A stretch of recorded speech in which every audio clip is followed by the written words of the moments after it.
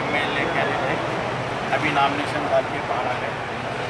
सब भाइयों को जाकर पूरा हमारा नमस्कार करते हुए जो याकतपुरा में लड़े हो रहा एमआईएम और बीजेपी के बीच में हो रहा ये बीच में जो हिंदुओं का वोटर बांटने के लिए एमआईएम वाले टीआरएस वालों को खड़ा करके हिंदुओं को डिवाइड करने के लिए कोशिश कर रहे हैं।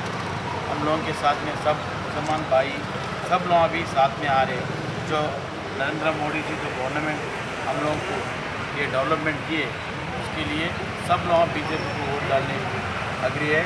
हम लोग याकतपुरा में आज झंडा फहरा रहे। आज याकतपुरा हम लोग जीते ये एमएलए कहाँ से 150 साल में मैं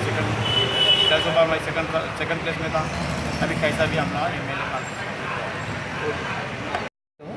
और अभी मैं नामिनेशन डाल के आया हूँ। महाकूटमी तरफ से सभी लोगों की मेरे को मदद से यहाँ पर याकतपुरे के इलाके से नामिनेशन डाला हूँ मैं और कांग्रेस पार्टी की तरफ से और ऊपर वाले की दुआ से हल्के याकतपुरा में अच्छे से अच्छा काम करेंगे सभी लोगों के लिए। और ये सेकुलर पार्टी है और हमेशा सेकुलर पार्टी की जीत होना चाहिए क्योंकि आज फिरक़ेबाज़ी पार्टियाँ एक नया तमाशा करते हैं।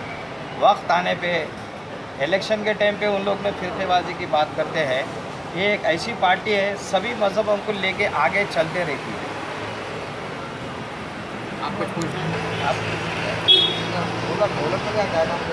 डेवलपमेंट के लिए हल्के याकतपुरा के अंदर गवर्नमेंट स्कूल्स कॉलेजेस हॉस्पिटल्स और कई जगह पे ड्रेनेज का अभी भी इतने साल हो गए ड्रेनेज का प्रॉब्लम चल रहा है यहाँ पर। और नल में भी कहीं क्या पानी अच्छा आता कहीं कम आता है। हम हल्के याकतपुरा से मुझे जीता है तो सभी मसाइल मैं पूरे मसाइल हल करूँगा मैं।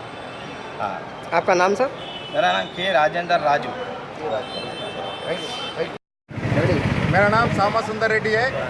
मैं आज टीआरएस पार्टी याकतपुरा कॉन्स्टिट्यूंसी का 4वां सेट नामिनेशन डाला हूं अभी। और मैं आज टीआरएस पार्टी के हमारे याकतपुरा के लीडर के सब लीडरों के साथ डिवीज़न प्रेसिडेंट के साथ टीआरएस के कार्यकर्ता के साथ नामिनेशन को आया हूं और 4वां सेट नामिनेशन भी आज डाल दिए हैं। 100% याकतपुरा का सीट टीआरएस पार्टी ये बार जीतेगी। కేసీఆర్ నాయకత్వం కేసీఆర్ నాయకత్వం కారు గుర్తుకే కారు గుర్తుకే ఐఎస్ సదన్ డివిజన్ సంబంధించిన యాకత్పురకు సంబంధించిన అన్ని డివిజన్ నాయకులతోటి డివిజన్ ప్రెసిడెంట్లతోటి ఉద్యమకారులతోటి సీనియర్ టీఆర్ఎస్ నాయకులందరినీ తీసుకొని మరి ఈరోజు నామినేషన్ వేయడం జరిగింది। అలాగే అందరూ కూడా కారు వైపు చూస్తున్నారు।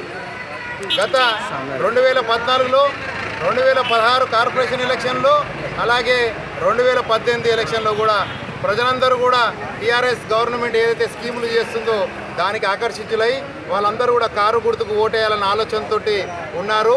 అందుకే యాకత్పురా సీటు కూడా కారు గుర్తు ఈసారి ఖచ్చితంగా గెలవడం జరుగుతుంది। టీఆర్ఎస్ జెండా ఎగరవేయడానికి 100% అవకాశాలు ఉన్నాయి। కార్యకర్తలు నాయకులు అందరూ కూడా 24 గంటలు పనిచేసి టీఆర్ఎస్ పార్టీని బలపరచాలని కోరుతూ ముగిస్తున్నాను। జై తెలంగాణ।